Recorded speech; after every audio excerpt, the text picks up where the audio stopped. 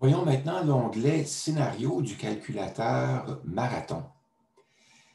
Comme dans l'ensemble des onglets de Marathon, Scénario utilise un code de couleur pour désigner les cellules dans lesquelles on doit inscrire des informations et les cellules qui contiennent des formules qui calculent l'information qui est entrée par l'usager. Alors, la couleur de cellule avec fond orangé indique qu'il s'agit d'une cellule dans laquelle l'usager doit inscrire de l'information et les cellules dont le fond est gris indiquent qu'il s'agit d'une cellule qui contient une formule qui calcule les données de l'usager. C'est un code de couleur qui est appliqué dans tous les onglets de Marathon. Maintenant, pour ce qui est de l'onglet Scénario, cet onglet-ci permet de préciser les caractéristiques du scénario de retraite. Les valeurs qui sont inscrites dans cet onglet-ci sont ensuite réutilisées dans l'ensemble du calculateur. Les informations à inscrire dans l'onglet Scénario sont divisées en 3 blocs. Le premier bloc porte sur les caractéristiques temporelles de la prévision de revenus de retraite. Le deuxième bloc porte sur les taux d'inflation annuels et le troisième bloc porte sur le taux d'augmentation annuelle de la rente privée ou d'employeur. Dans notre cas, à nous, c'est le REGOP ou le RRPE. Dans le premier bloc, concernant les années ou les caractéristiques temporelles, il s'agit pour l'usager d'inscrire l'année du début de la prévision. L'année de début de prévision doit être choisie autant que possible en fonction des données que l'on possède déjà, les données financières qu'on possède déjà. Ainsi, il serait très important et intéressant si la première année de la planification, l'usager possède déjà ou a en main l'ensemble de son bilan et de son état des résultats financiers, soit l'ensemble de ses revenus, de ses dépenses, de ses placements également. Pourquoi ça? Parce que plus tard, à l'intérieur de l'utilisation du calculateur, vous aurez à inscrire les revenus et les dépenses pour la première année de la planification. Alors, si vous avez ces données-là réelles, ce sera beaucoup plus intéressant pour vous parce que votre planification partira de données qui sont précises et qui correspondent à votre situation. Tandis que si vous n'avez pas en main ces données-là, bien, vous aurez une planification qui sera moins précise, qui correspondra moins à votre situation. Donc, ce que je recommanderais, c'est que vous indiquiez la première année de votre planification financière. Vous utilisiez une année pour laquelle vous possédez les revenus et l'information sur le bilan et votre état des résultats financiers. Donc, ensuite, pour cette année-là, vous indiquez l'année qui correspond, l'âge qui correspond à cette année-là. Ensuite, vous indiquez l'espérance de vie. L'espérance de vie qu'on utilise dans une planification financière de retraite est souvent normée. On utilise les recommandations de projection, les normes de projection d'hypothèses qui sont recommandées par l'IQPF, qui sont ensuite utilisées par les planificateurs financiers. Les planificateurs financiers recommandent en général d'utiliser l'âge de 94 ans ou 91 ans, selon qu'on est un homme ou une femme. On peut aussi modifier ces âges-là en fonction des caractéristiques génétiques de nos habitudes de vie. Si on ne sait pas trop comment procéder, on peut utiliser des calculateurs qui sont disponibles en ligne pour nous aider à raffiner, à prévoir une espérance de vie un peu plus précise. Le nombre d'années de la planification financière de retraite va être calculé de façon automatique. Ensuite, on passe au deuxième bloc. Le deuxième bloc porte sur le taux d'inflation annuel moyen. Ici, le taux d'inflation annuel moyen, on peut le répartir ou le distinguer en 4 zones. Dans les calculateurs de planification financière habituels qu'on voit sur Internet ou ceux qui sont utilisés par les planificateurs financiers, on ne distingue pas en général les taux d'inflation passés et prévus. On ne distingue pas non plus les taux pour les revenus et pour les dépenses.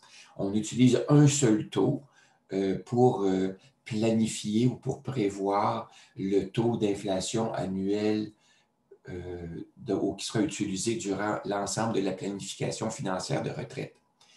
Le fait de distinguer entre les revenus et les dépenses permet de tenir compte dans notre planification des différences entre les taux qui sont disponibles et taux qu'on utilise dans les statistiques qui proviennent de Statistique Canada, qui peuvent être différents pour les revenus et pour les dépenses. Et également, les taux peuvent aussi, dans le logiciel Marathon, on peut aussi distinguer entre les taux passés et prévus. Et le fait de pouvoir le distinguer de un et l'autre, ça permet de moduler la prévision, d'utiliser, si on utilise les taux semblables pour le passé et prévu, bien, on aura une prévision qui sera neutre. Mais si on utilise des taux qui sont différenciés pour les taux passés et prévus, on pourra avoir une planification qui sera plus pessimiste ou une prévision plus optimiste. On pourra avoir une planification qui pourra nous laisser une certaine marge d'erreur ou une marge de manœuvre aussi lorsque viendra le temps d'évaluer si notre planification tient la route ou non. Également, ça pourra servir d'indicateur de robustesse de la planification. Alors, dans ce cas-ci, si on utilise les mêmes taux non différenciés, ben, on aurait une planification qui serait plutôt neutre. Cependant, si on utilise les taux qui sont des taux qui proviennent des statistiques de Statistique Canada, alors la moyenne annuelle des taux d'inflation des 25 dernières années pour le Canada, c'est 1,8 %.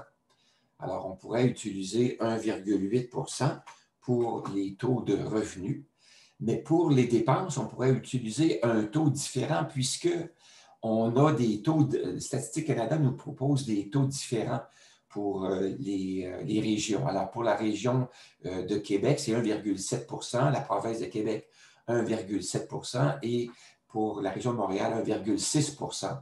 Alors, je pourrais, compte tenu que j'habite dans la région de Québec, je pourrais utiliser 1,7 %.